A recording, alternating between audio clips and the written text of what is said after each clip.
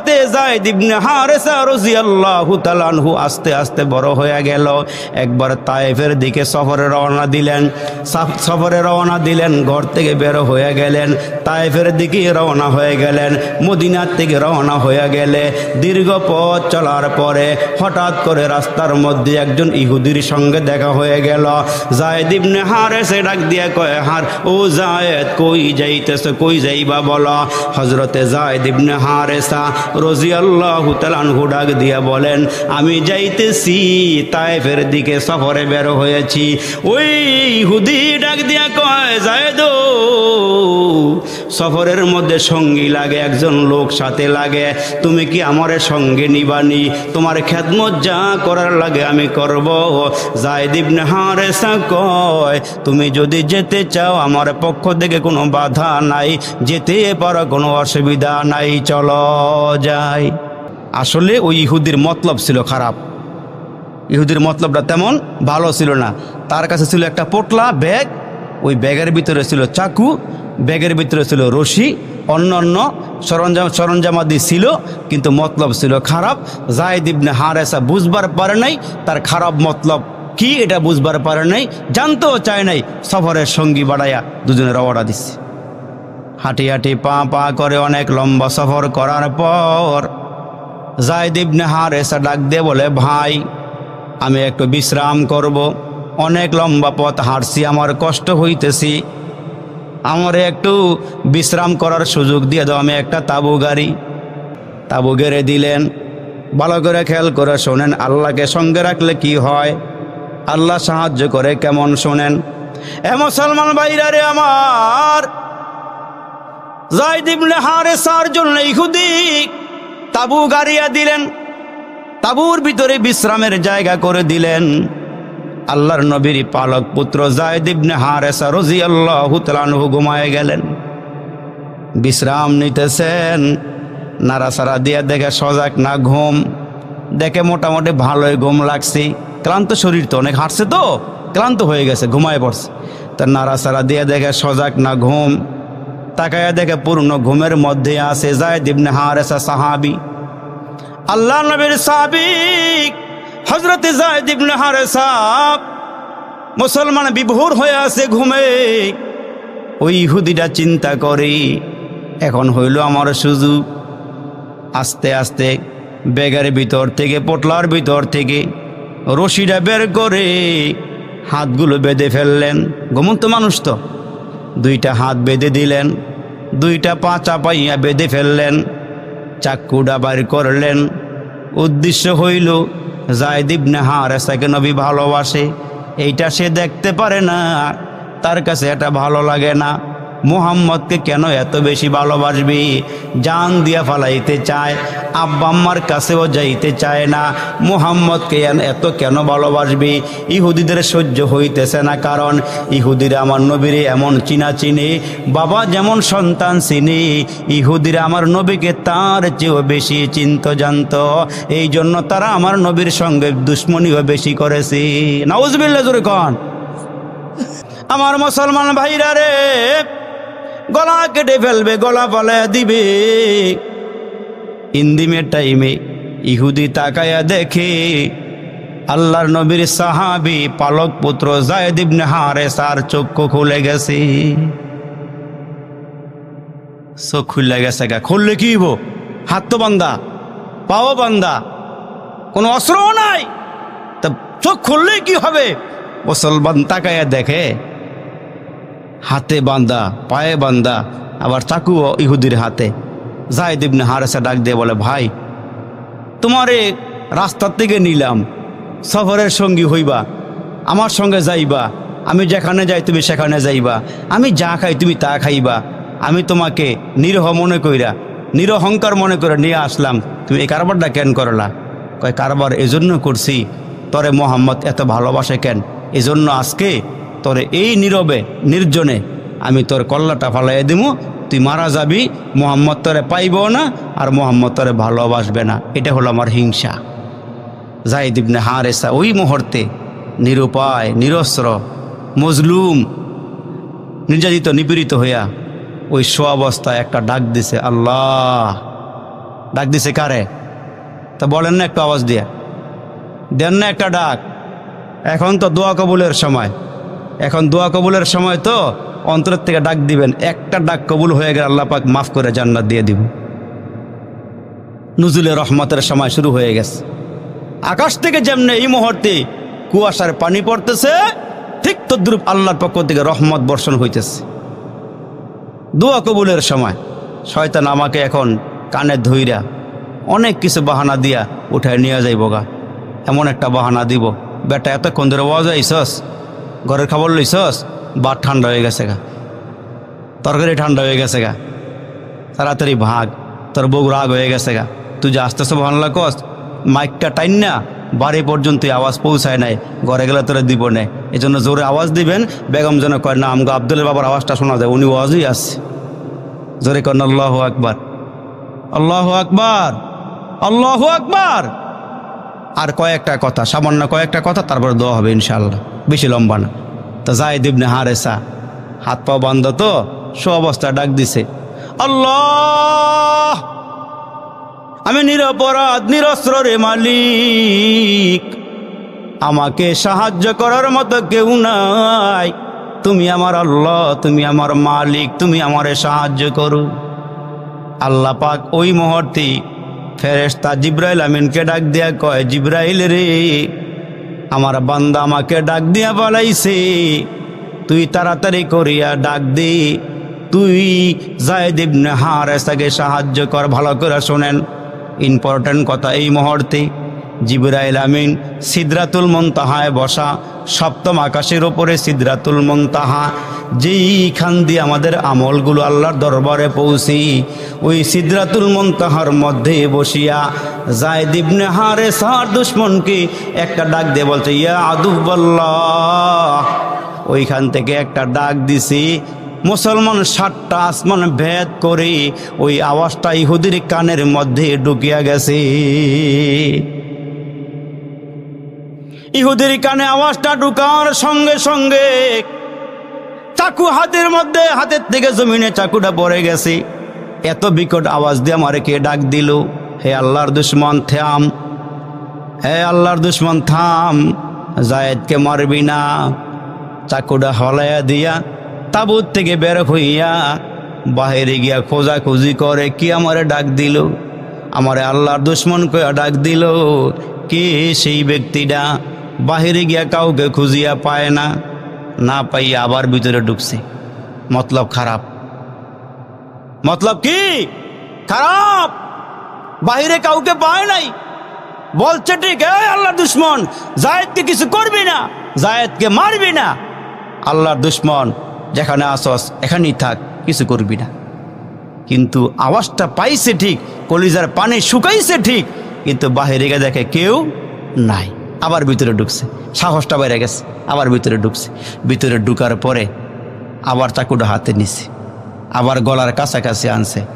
তখন আগের আওয়াজের চেয়ে আরেকটা বিকট আওয়াজ পাইছে, এ আদুওয়াল্লাহ, এ আল্লাহর দুশমন, যায়েদকে মারবি না, যায়েদকে কতল করবি না, যায়েদকে হত্যা করবি না। সে আগে যেমন কাঁপছিল আর একটু কাঁপুনি বাড়াইয়া দিছে, কাঁপুনি বাড়াইয়া দিয়া বাহিরে গিয়ে দেখতেছে কেউ আসে কিনা, কেউ আসছে কিনা, তাকায় দেখে কেউ নাই। আবার তাবুর ভিতরে ঢুকছে, ঢুকে গিয়ে আবার চাকুটা হাতে নিছে, চাকুটা হাতে নিয়ে গলার কাছাকাছি আনছে। এইবার এমন জোরে আওয়াজ দিছে, মনে হয় যেন তাঁবুর পর্দা ফেটে যাবে, মনে হয় যেন আকাশ বাতাস মুখরিত হয়ে গেছে আওয়াজে, থরথর করে জমিনটা সহ কাঁপতেছে। ওই টাইমে জিবরাইল আমিন তাঁবুর দরওয়াজার সামনে দাঁড়াইয়া চিৎকার দিয়ে একটা ডাক দিছে, ওই দুশমনের হাত থেকে চাকুটা জমিনে পড়ে গেছে।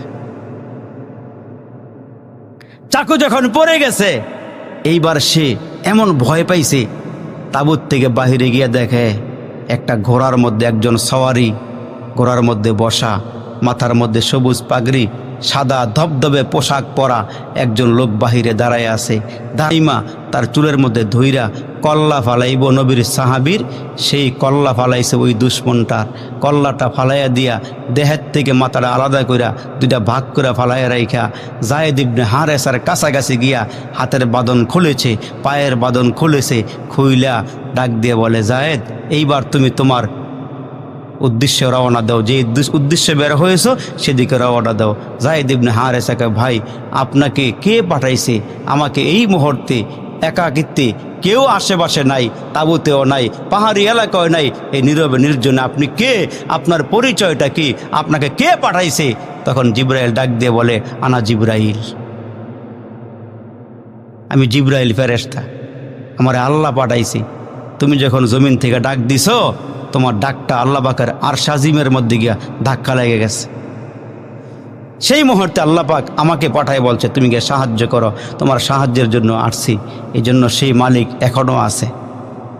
সে মালিক ডাক দিয়ে কয়, হ্যাঁ মুসলমানেরা, তোমাদেরকে একটা জিহ্বা দিলাম, এই জিহ্বার দিকে আমি আল্লাহ 24টা ঘন্টা তাকায়া থাকি। তোমরা নে আমাকে একবার আল্লাহ বলিয়া ডাক দেও, তোমরা নে আমারে একবার আল্লাহ কইয়া ডাক দাও।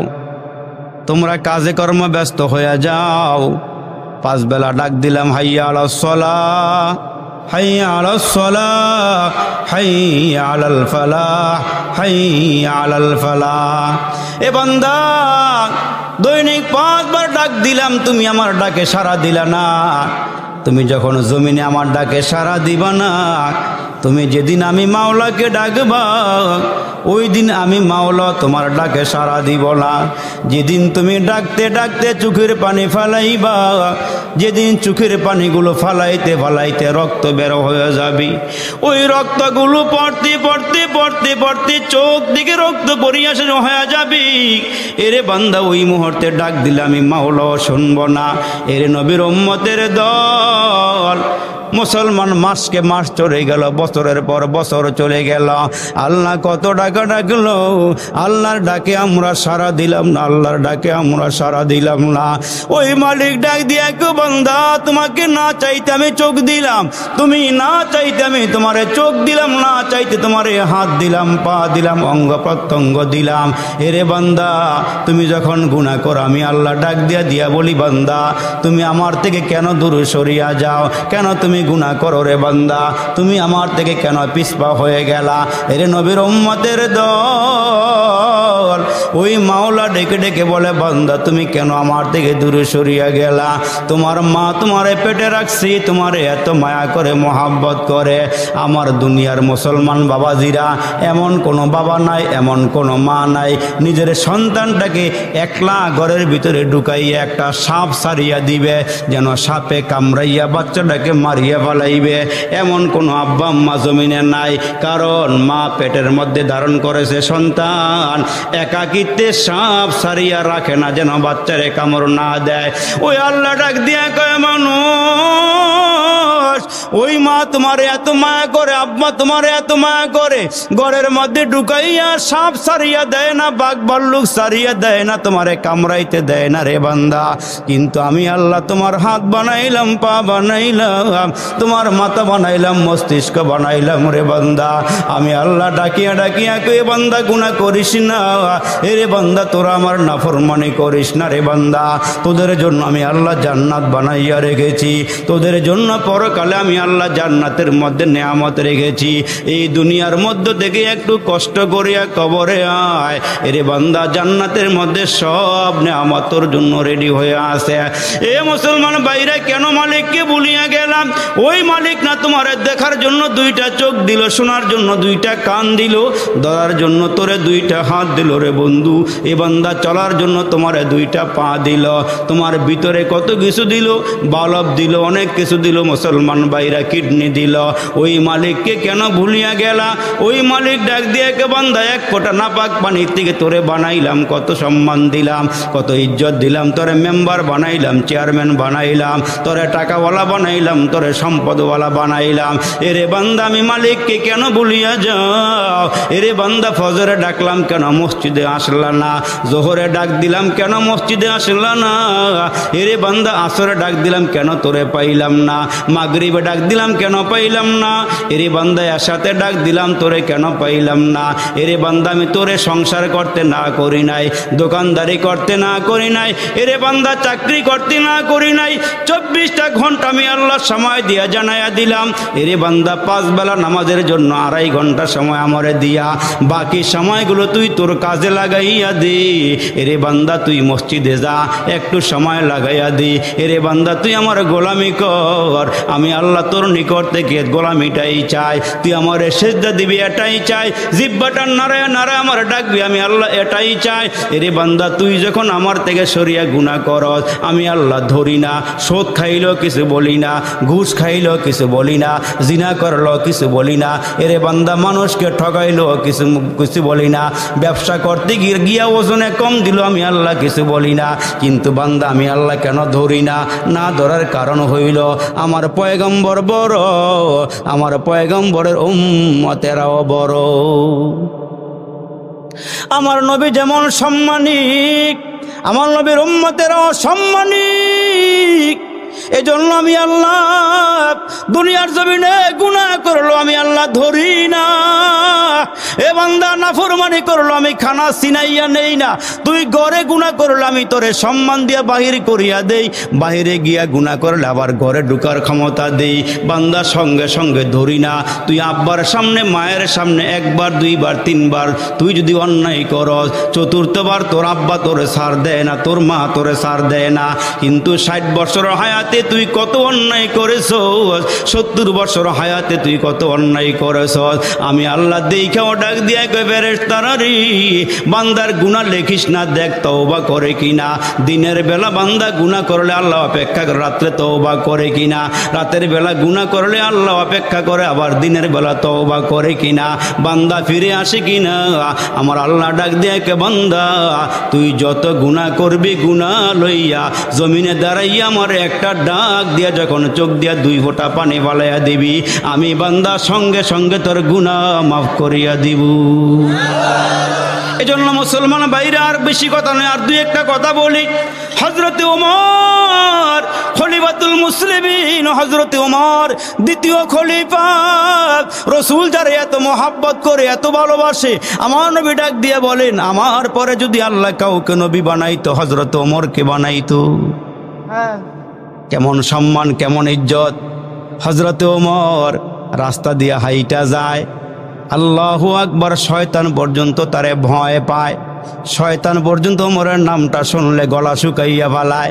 এ মুসলমান, হযরতে ওমর শক্তিশালী সাহাবী, বীর পুরুষ সাহাবী, ওই সাহাবী হঠাৎ করে একদিন কাঁদতে কাঁদতে কাঁদতে কাঁদতে কাঁদতে অস্থির হয়ে গেল, পেরেশান হয়ে গেল। বাবা নবীজির দরওয়াজার সামনে দাঁড়াইয়া ছোট বাচ্চার মতো হাউমাউ করিয়া কান্না শুরু করে দিল। আমার নবী ডাক দিয়ে কে ওমর, এত কান্নার কারণ কি? তোমারে কে পিটাইলো, কে তোমারে মারলো? এরে যুবক, গুনাহ করছো, দিলটারে একটু নরম করিয়া দাও। এই আমার মুরব্বীরা হায়াতের জীবনে কত গুনাহ করছো বন্ধু, আজকের এই ময়দানে বসিয়া দেখো না দিলটা নরম হইয়া 1 ফোঁটা 2 ফোঁটা চোখের পানি বের হয়নি। এরে বাবা, তোমার চোখের পানি গুনাহ মাফ হয়ে যাবে। তোমার এই চোখের পানি আমার আল্লাহ হাসরের ময়দানে আমার আল্লাহর জান্নাতের কিনারায় পৌঁছাইয়া দিবে।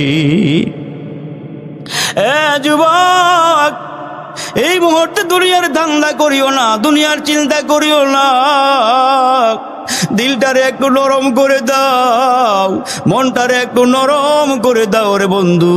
দিলটারে আর কত শক্ত রাখবারে ভাই, এই দুনিয়ার বেশি থাকার, বেশি দিন থাকার জায়গা নয়। একসাথে লেখাপড়া করছো যুবক, বন্ধু আজকে কবরের দেশে ঘুমাইয়া আছি। এ মুরব্বীরা ও ভাই ভাই হইয়া, বন্ধু বন্ধু হইয়া একসঙ্গে চলাফেরা করছো। এ ভাই, আজকে তোমার ওই বন্ধুটা কবর দেশে ঘুমাইয়া আছি। রে মুসলমান বাবাজি, একই ঘরের মধ্যে স্বামী আর স্ত্রী ঘুমায়। আজকে সকালবেলা একজন মুরব্বী আমার কাছে এসে ডাক দিয়া কয়, হুজুর একই বিছানার মধ্যে বিবি লইয়া ঘুমাইতাম, গত কয়েকদিন আগে আমার বিবিটা দুনিয়া থেকে বিদায় হয়ে গেছি, আমি এখন একা হয়ে গেছি রে বন্ধু।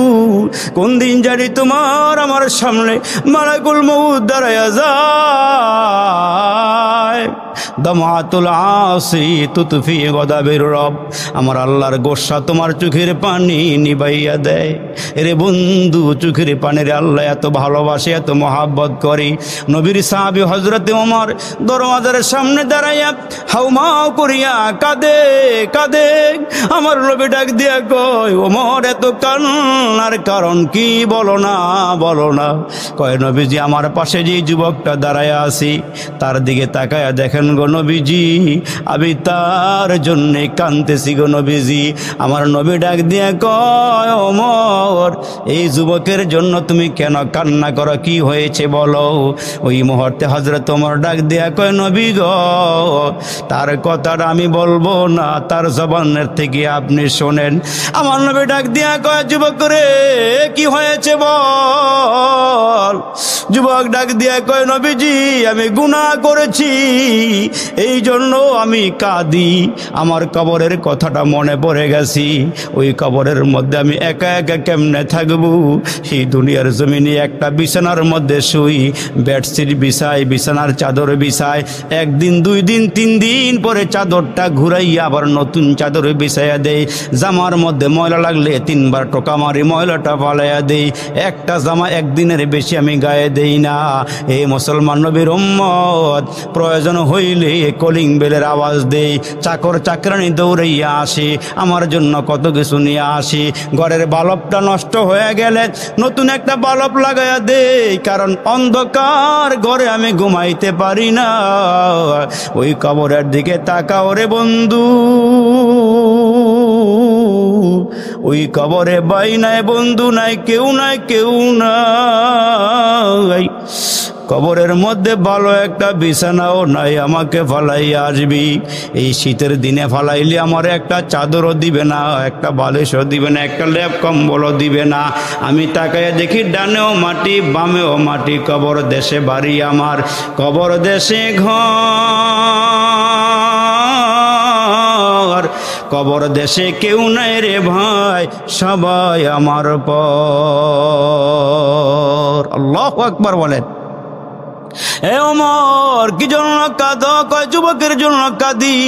যুবক ডাক দিয়ে কয়, হুজুর আমি গুনাহ করেছি এই জন্য কাঁদি। রসুল ডাক দিয়ে কয়, তুমি কি গুনাহ করেছ? কয়, হুজুর আমার গুনাহটা আসমানের চেয়েও বড় গুনাহ, জমিনের চেয়েও বড় গুনাহ, পাহাড়ের চেয়েও বড় গুনাহ, সাগরের চেয়েও বড় গুনাহ। কয়, কি গুনাহ করে ফেলেছ বলো। ওই যুবক ডাক দিয়ে কয়, নবীজি আমার গুনার কথা আমি বলতে পারবো না। নবীজি গো ভয় লাগে, আমি আমার গুনার কথা কেমনে বলবো গো নবীজি, আমার ভয় লাগে, না জানি এই মুহূর্তে আমার উপরে আল্লাহর গজব নেমে আসে কিনা, আমার ভয় লাগে গো নবীজি, আমি চিন্তায় পড়ে গেছি নবীজি, আমার আল্লাহ আমারে মাফ করবো কিনা আমার জানা নাই। ও গো নবীজি এত বড় গুনাহ করেছি, আল্লাহ মাফ করবেনি জানি না। এরে ভাই আমার গুনার খবর আমার বিবি জানে না, আমার ভাই জানে না, আমার বন্ধু জানে না, আমি এমন গুনাহ করে ফেলেছি আমার গুনার খবর কেউ জানে না। আমার এত গুনাহ এত গুনাহ। এরে মুসলমান বেগুনা পাঠাইছ মালিক, গুনাহ নিয়া যাব কবরে হাসরে তোমায় কেমনে মুখ দেখাবো। এই কথাগুলো একটু বলিয়া বলিয়া যদি বিনয় বিনয় কাঁদতে পারো, চোখের পানিগুলো ফালাইতে পারো, ওই মাওলা যদি রাজি হইয়া যায় তাহলে আমার আল্লাহ আমার জিন্দেগির গুনাহ খাতাগুলো মাফ করে দিবেন। এ মুসলমান যুবক ডাক দিয়ে, হুজুর আমার গুনাহ এত বড় এত বড়, কিন্তু আল্লাহ ডাক দিয়ে বলেন ওয়াসারিউ ইলা মাগফিরাতিম মির রাব্বিকুম, আল্লাহ বলেন বান্দা আমার মাগফিরাতের দিকে দৌড়াও, আমার মাগফিরাতের দিকে দৌড়াও, আমার ক্ষমার দিকে দৌড়ায়। দেখো যুবক, ওই যুবকটা কি বলে? যুবকটা ডাক দিয়ে কয় হুজুর আমি এত বড় গুনাহ করেছি, গুনাহ মাপ হবে কিনা আমার জানা নাই। কয় কি গুনাহ বলো? কয় হুজুর আমার একটা বদ অভ্যাস। কয় কি বদ অভ্যাস? কয় হুজুর আমি কবরস্থানে যাই, কবরের মধ্যেই যখন নতুন লাশ শোয়ানো হয়, হুজুর আমি হইলাম একজন কাফনের চোর, কাফন চুরি করি। ও হুজুর দোকান থেকে চুরি করি না, কাহারো বাড়ির থেকে চুরি করি না, কবরস্থান কবরের থেকে আমি চুরি করি। তাই নাকি? কয় হ্যাঁ। এত বড় অপরাধ? কয় হ্যাঁ আমি কাফন চুরি করি। কয় হুজুর ওই কাফন চুরি করিয়া আমি বাজারে বেচা কিনা করি, আমি কোনো রকম সংসারটা চালাই, কিন্তু হুজুর এতদিন পর্যন্ত আমি কাফন চুরি করেছি, আমার মনে খারাপ লাগে নাই, ও হুজুর ভয় কোনো দিন আসে নাই। তবে হুজুর আজকে হুজুর আমি এমন গুনাহ করেছি, আমার আল্লাহ মাফ করবে কিনা আমার জানা নাই। আবার নবী ডাক দিয়ে কয় কি গুনাহ করেছো? কয় হুজুর আপনার সামনে আমার বলতে ভয় লাগে, হুজুর আমার গুনাহটা মনে হয় যদি হুজুর আসমান জমিনের মাঝখানে সারিয়া দেওয়া হয়, তাহলে আসমান এবং জমিনের মাঝখানে আমার গুনাহ ঠাই হবে না, এত বড় গুনাহ আমি করেছি। আমার নবী ডাক দিয়া কয় যুবক বলো না কি গুনাহ করেছো, কি গুনাহ করেছো বলো না। ওই যুবক ডাক দিয়া কয় হুজুর মদিনার আনসার গোত্রের একজন সুন্দরী রূপসী মেয়ে মারা গেল। হুজুর গো মদিনার আনসার গোত্রের মেয়ে বড় সুন্দরী, বড় রূপসী, হুজুর গো মারা গেল। আমি দেখছি কখন দাফন করা হয়। ওগো নবীজি আমি রাতের বেলা গোরস্থানে গেলাম, ওই কবরের মাটি সরাইয়া কবরের মাটি খনন করি আমি কবরে ঢুকলাম।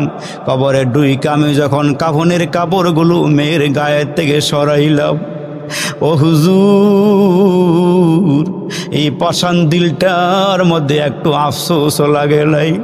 আমি যখন সুন্দরী মেয়ের গায়ের থেকে কাপড় সরাইতেছি, হুজুর গো আমি মহিলাকে উলঙ্গ করে পালাইছি। আমি 5টা কাফনের কাপড় লইয়া কবর থেকে বের হইয়া চলে আসছি। কিছু দূর যাওয়ার পরে হুজুর আমার নফসটা আমারে ধোকা দিছে, ও হুজুর শয়তান আমারে ধোকা দিছে। এর যুবক জীবন ভর তুই কাফনের কাপড় চুরি করলি, তোর নজরে এত সুন্দর মহিলার কোনোদিন পরে নাই। এ কাফন চোর, তুই আজকে শুধু কাফন লইয়া যাইস না, তুই কবরে ঢুইকা মহিলার সঙ্গে জিনার কাজ শুরু করে দে। জোরে জোরে কন্যা নাউজুবিল্লাহ। আল্লাহ হেফাজত করুক, সকলে জোরে বলেন আমিন। এ মুসলমান ভাইরা রে আমার, ওই কাফন চোর ডেকে বলে হুজুর আমি আবার পুনরায় কবরের ভিতরে ঢুকলাম। হুজুর গো আমি ওই মহিলার সঙ্গে, মরা মহিলার সঙ্গে আমি জিনার কাজ করলাম। হুজুর গো আমি জিনার কাজ করার পর যখন আমি ওইখান থেকে উঠিয়ে আসলাম, হুজুর আমি উঠতে পারি না, কোন রকম হাতে ভর দিয়া গোরস্থান থেকে আমি বের হইলাম। কিন্তু হুজুর আমি বের হইয়া কয়েক কদম সামনে যাইতে পারি নাই। হুজুর গো মহিলাটা কবরের মধ্যে শোয়া ছিল, মুর্দা ছিল। আমি তাকাই দেখি মহিলাটা কবরের মধ্যেই দাঁড়াইয়া গেছি। হুজুর গো নারীটা দাঁড়াইয়া গেছি, মহিলাটা দাঁড়াইয়া আমাকে ডাক দিয়া দিয়া বলে হে আল্লাহর বান্দা, তুই আমার কাপড়ের কাপড় চুরি কইরা তুই আমারে উলঙ্গ বানাইয়া দিলি। হাসরের ময়দান আমি আল্লাহর সামনে উলঙ্গ হয়ে দাঁড়াবো, তুই কামটা করলি কি? তুই আমার কাফনটা খুলিয়া নিলি, তুই কাফনের কাপড় খুলিয়া নিছোস, তুই আমারে নাপাক কেন বানাইয়া দিলি? তুই আমারে নাপাক কেন বানাইয়া দিলি রে? আমি আসরের ময়দানে কোটি কোটি মানুষের সামনে আমি নাপাক অবস্থায় উঠতে হবে, তুই কারবারটা করলি কি? হুজুর আমার দিলে ভয় এসে গেছে। হুজুর আমি চিন্তা করতেছি আমি আর জীবনে কাফন চুরি করব না হুজুর, আমার আল্লাহ কি আমারে মাফ করবেনি? এই হৃদয় বিদারক কাহিনী আমার নবী শুই না। যুবকের গলায় ধাক্কা দিয়া নবীজির সামনে থেকে যুবককে বের করে দিলেন। যা যা, না জানি এই মুহূর্তে আল্লাহর গজব চলে আসে কিনা জানা নাই। যা যা, চলে যা, আমার সামনে থেকে চলে যা। যুবকটা ডাক দেয়, তাইলে কি আমি ক্ষমা পাবো না? তাইলে কি আল্লাহ আমারে মাফ দিবে না? যুবকটা একটা চিৎকার মারিয়ে দৌড়। যুবক, যুবকটা চিৎকার দিয়ে দৌড় মেরেছে। চিৎকার দিয়ে দৌড় মাইরা পাহাড়ি এলাকায় ঘুরে আর আল্লাহকে ডেকে ডেকে বলে, আল্লাহ আপনি কি আমারে মাফ করবেন না? আল্লাহ যাইবার মতন আমার কোনো দরবার নাই, আল্লাহ যদি আপনি আমাকে মাফ না করেন। ওই যুবকটা ঘুরে আর কাঁদে, ঘুরে আর কাঁদে। 40 দিন পর্যন্ত পাহাড়ি এলাকায় ঘুরে আর কাঁদে। শেষ মুহূর্তে আল্লাহকে একটা ডাক দিয়ে, আল্লাহ যদি আপনি আমারে মাফ না করেন, মাফের খবরটা নবীজির কাছে না পৌঁছান, আল্লাহ আসমান থেকে এক ঝলক আগুন পাঠাইয়া আমার দেহটা পুড়িয়া ফালান। তারপরও যদি আপনার মায়া না লাগে, আপনি জ্বালাইয়া পোড়াইয়া শেষ করে দেন। আমার আল্লাহ পাকের বান্দার ডাকটা আল্লাহ কবুল করে নিয়েছে। আল্লাহ পাক ডাকটা কবুল করে ফেলাইছি। জিব্রাইলকে ডাক দেয়, জিব্রাইল রে তাড়াতাড়ি করে আমার বন্ধুর কাছে যা। এই বান্দা আমার রহমত থেকে নৈরাশ হয় নাই। আমার বন্ধুকে গিয়া বল, বন্ধু কি আমার আসমানটাকে আমার বন্ধু বানাইছে, জমিনটাকে আমার বন্ধু বানাইছে, পাহাড়কে আমার বন্ধু বানাইছে। না না না, এগুলো আমার বন্ধু বানায় নাই, এগুলো আমি আল্লাহ যদি বানায় থাকি, আমার বন্ধুরে গিয়া খবর দে, এই বান্দার সব গুনাহখাত আমি আল্লাহ মাফ করে দিছি। এই জন্য আল্লাহ আমরা ডাক দিয়ে, গুনাহ করছো ফিরে আসো, লা তাকুনাতু মির রহমাতিল্লাহ, আমার রহমত থেকে নৈরাশ হইও না। বান্দা তুমি যদি অতীতের গুনাহ কথার স্মরণ করিয়া কাঁদো, আর নামাজ ছাড়বো না, আর গুনাহ করব না, আল্লাহর হুকুমগুলো পালন করব, এভাবে যদি তওবা করতে পারো, আমার আল্লাহ তোমার সব গুনাহগুলো মাফ করে দিবে। আশা ছাড়ার দরকার নেই, আশা রাখেন আল্লাহ মাফ করে দিবে, আল্লাহ মাসুম বানায়া দিবে, আল্লাহ নিষ্পাপ বানায়া দিবে। আমার কথায় কোনো ব্যথা পাইছেন? রাগ করছেন? আমি মুসাফির, আমার উপরে রাগ করেন না। আমি দোয়া করবো আপনাদেরকে নিয়ে। আপনারা যারা কষ্ট করে আসছেন, বসছেন, লম্বা সফর দিয়ে আসছি, অনেক লম্বা পথ আবার যেতে হবে। আপনারা ছেড়ে দিলে বাড়ি যাবেন অল্প কয়েক মিনিটে, আমার যেতে লাগবে 8-9 ঘন্টা। এই জন্য আমি অনেক লম্বা সময় আপনাদেরকে দিচ্ছি, আজকে এত লম্বা সময় দেই না। আপনারা যেহেতু চাতক পাখির নিয়ে বসে আছেন, বিদায় আপনাদেরকে আমি ঠগাই নাই, মোটামুটি ভালোই বলছি আজকে। তো এই জন্য আমি যা বলছি আমার আল্লাহ বলাইছেন, এগুলোর উপরে আমরা সকলের জন্য আমল করতে পারি। আল্লাহ যেন তৌফিক দান করে বলেন আমিন। আর একটু জোরে আওয়াজ করে বলেন আমিন। আল্লাহ যেন প্রতি বৎসরের নেই এই বছরে মাহফিলটা কবুল করে নেয়, আল্লাহ যেন এই মজমাটা কবুল করে নেন। সভাপতি সাহেব সহ যিনারা এখানে বয়ান করেছেন, আল্লাহ যেন সকলের বয়ান। ওয়াসসালাতু ওয়াসসালামু আলা সাইয়্যিদিল আম্বিয়া ওয়াল মুরসালিন ওয়া আলা আলিহি ওয়া আসহাবিহি আজমাইন। ফেলিয়ে না দিও রে মালিক, ফেলিয়ে না দিও, গুনাহ যত করেছি আমরা ক্ষমা তুমি করিও। মাফ করে দাও রে মালিক, আমরা রে মাফ করে দাও, গুনাহ যত করেছি আমরা আল্লাহ তুমি ক্ষমা করে দাও। বেগুনা পাঠাইছো মালিক, আমাদের সবাইকে গুনাহ নিয়ে যাব, কবরে হাসরে তোমায় কেমনে মুখ দেখাবো। ও মালিক তাকায় দেখো, ডানে আলেম বামে আলেম পিছনে আলেম, ওলামাদের ইমামত, আমার সম্মুখ পানেও বসা আলেম ওলামার এলাকার পাকা পাকা দাড়িওয়ালা মুরব্বী আমার বাবারা, কলিজা টুকরা যুবকেরা, পাকে পাকে বসা আদরের কচি কাচারা, পর্দার আড়ালে আমার মায়েরা, আমার বোনেরা, আল্লাহ নজুলে রহমতের সময় কতগুলো হাত একসঙ্গে করে তোমার দরবারে বাড়াই দিয়েছি। এ মালিক,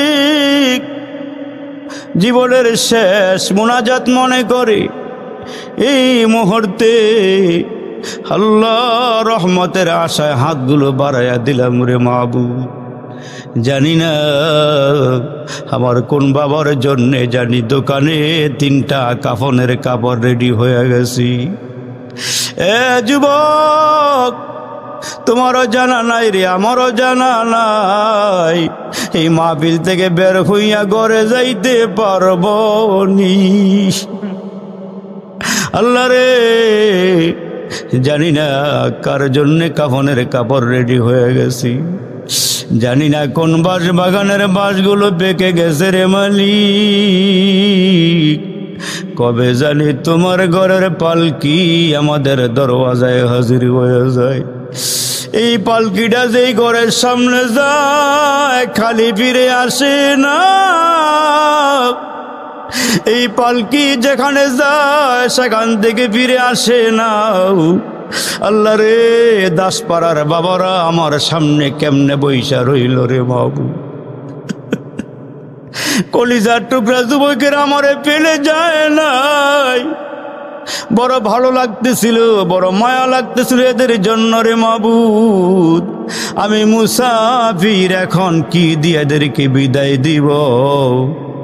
আল্লাহ তুমি এদের উপরে রাজি আর খুশি হয়ে যাও। আল্লাহ রে, এদের প্রত্যেকের মুনাজাত গুলো তুমি কবুল আর মঞ্জুর করে নাও। এরে মাবুদ, আমার বাবার, আমার যুবকেরা, আমার মায়ের, আমার বড়রা যারা যেখান থেকে হাত বাড়াইছে, জানি না কার জানি মা নাই রে।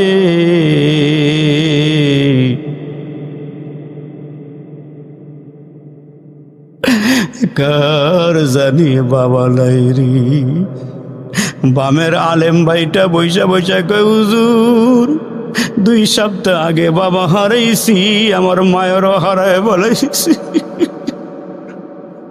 আল্লাহ রে, মাহফিলটার দিকে বারবার নজর দিলাম, নিজের বাবার চেহারার মতো কোন মানুষের চেহারা দেখলাম না রে।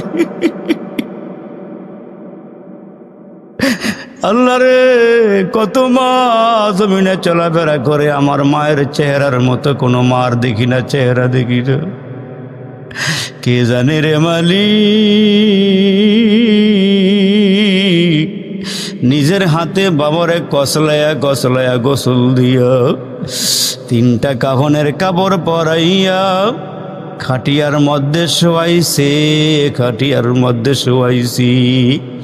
এ বাবা, একটু মোরা কাবা করো, আব্বারে কাবরে শোয়াইছো, আব্বারে খাটিয়ার মধ্যে গোসল দিয়া শোয়াইছো, একটু বাবার চেহারাটা সামনে নিয়ে আসো। তুমি সন্তান যদি আব্বা আম্মার জন্য 1 ফোঁটা চোখের পানি পালাইতে পারো, এই চোখের পানি বৃথা যাবে না রে বাবা আমার বন্ধু। এই চোখের পানি মাওলা কুদরতি হাত দিয়া চেহারা থেকে মুছিয়া মুছিয়া নিয়ে যাবে। এ ভাই, এই পানি কবরের জাহান্নামের আগুনে দিবে, জাহান্নামের আগুনগুলো নিভিয়া যাবে। তখন আওয়াজ হবে, এটা কিসের পানি? আবে হায়াতের পানি নাকি হাউজে কাউসারের পানি, নাকি জমজমের পানি, নাকি বৃষ্টির পানি, নাকি সাগরের পানি?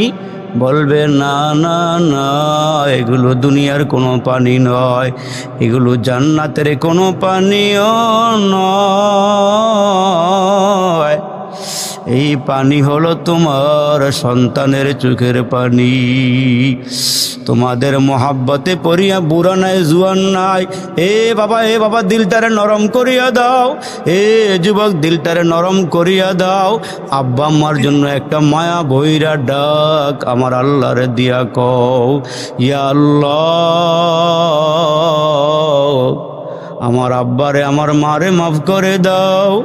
আল্লাহ জাহান্নামের আগুনে জ্বললে আমার চোখের পানি নিয়ে আব্বা আমার কবরের আগুন নিভাইয়া দাও। মারে আব্বারে কসলাইয়া মারে গোসল দেওয়া হলো। বাবারে নিজের হাতে গোসল দিলাম, 3টা কাফনের কাপড় পরাইলাম। ছোট ছোট ভাই বোনগুলো আব্বার কিনারায় দাঁড়াইয়া বারবার ডাকে, বাবা কই যাও, কই রওনা দিছু? বাবাই তো কোনো কথা কয় না, বাবাই কেন জানি মুখের কাপড়টাও সরাই না। ছোট ছোট ভাই বোনগুলো দৌড়ে আমার কাছে গিয়া কয়, মারে অন্যায় করছি, অপরাধ করছি, তুমি বিচার করতা, আব্বার কাছে কেন বিচার দিলা? আব্বা এত রাগ করছে রে মা, মুখের কাপড়ও সরাই না, মুখের কাপড়ও সরাই না। আমার আব্বা একবার টান দিয়া কোলে নেয় না, কোনো কথাও বলে না, কোনো কথাও বলে না। মা দুগুলি ডাক দিয়া কই, শুনতে রে, জীবনের শেষবারের মতো বাবার চেহারাটা দেখালো। এই চেহারার মানুষটা কোনোদিন আর ঘরে আসবে না, এই চেহারার মানুষটা কোনোদিন টান দিয়া কোলেও নেবে না, এই চেহারার মানুষটা কোনোদিন বাজারের সেরা মাছটাও কিনিয়া খাওয়াবে না, এই বাবা কোনোদিন বাজার থেকে মজাও কিনিয়া আনবে না। তোমার বাবার চক্ষু বন্ধ হয়ে গেছে আর খুলবে না, ডাক বন্ধ হয়ে গেছে আর ডাক দিবে না।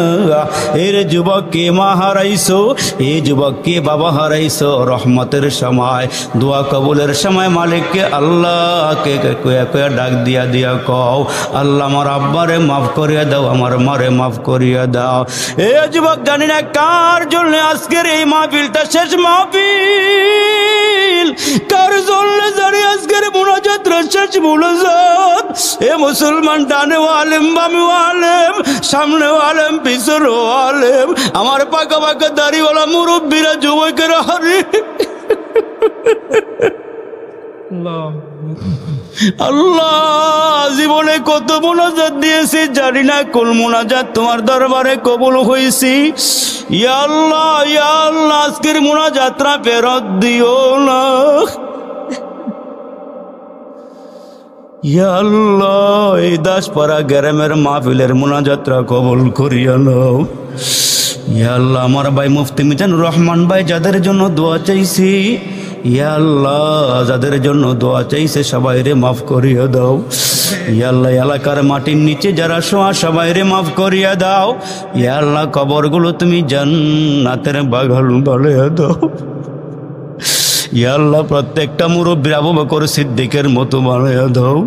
ইয়া আল্লাহ, প্রত্যেকটা যুবককে হযরতে খালিদ বিন ওলীদের মতো বানাইয়া দাও। ইয়া আল্লাহ, আমার মাদেরকে খাদিজার মতো বানাইয়া দাও। ইয়া আল্লাহ, ফাতেমার মতো বানাইয়া দাও। আজকের মাহফিলটা কবুল করে নাও। সভাপতি সাহেব বয়ান করেছি, আলেম ওলামারাও বয়ান করেছি। আমার ভাই মুফতি মিজান ভাই আমারে বারবার ফোন দিয়েছে, কত সময় কটু কথাও বলেছি। ইয়া আল্লাহ, আমি মুসাফির, দাবি দাবি আলেমদেরকে সাথে নিয়ে হাত বাড়াইছি, শিক্ষিত জ্ঞানীজনদেরকে নিয়ে হাত বাড়াইছি। ইয়া আল্লাহ, মেহেরবানি করে আমাদের দোয়াগুলো তুমি কবুল করে নাও। সবাইকে নামাজি বানায়া দাও, এই মাহফিলটা হেদায়েতের জরিয়া বানায়া দাও। ইয়া আল্লাহ, বিশ্ব ইজতেমা তুমি কবুল করে নাও। আমার মা, আমার বোনদেরকে তুমি কবুল করে নাও। যাদের স্বামী আছে খেদমত করার সুযোগ দাও, যারা পর্দা করে না পর্দা সহ করে চলাফেরা করার তৌফিক দান করো। ইয়া আল্লাহ, আমার সফরের সঙ্গীদেরকে কবুল করে নাও। মাওলানা আবু হানিফকে তুমি কবুল মঞ্জুর করিয়া নাও, তার প্রতিষ্ঠানগুলোকে কবুল করিয়া নাও। ইয়া আল্লাহ, আমাদের সবাইকে মাফ করিয়া দাও। মোহাব্বতে ওয়াজ শুনলো যারা এই মাহফিলে আসিয়া, আল্লাহ তাদের মরণ কইর কাবা ঘরে নিও। আল্লাহ তাদের মরণ কইর রওজা পাকে নিও। মোহাম্মদ মুস্তফা নবী হাবিব তোমার মোদের দোয়া কবুল করো আল্লাহ উসিলা তাহার। সবাই পড়েন, রব্বির হামহুমা কামা রব্বায়ানি সগীরা, রব্বির হামহুমা কামা রব্বায়ানি